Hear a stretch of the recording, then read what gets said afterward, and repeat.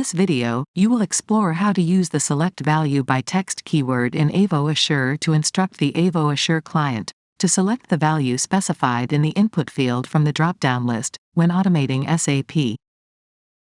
Begin by adding the first test step by selecting airlines_dropdown from the element name dropdown.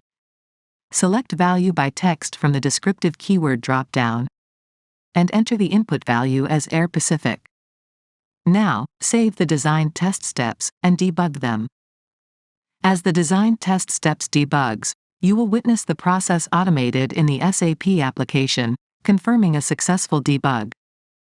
In this example, the Air Pacific as specified in the input field will be selected from the airlines dropdown in the SAP application.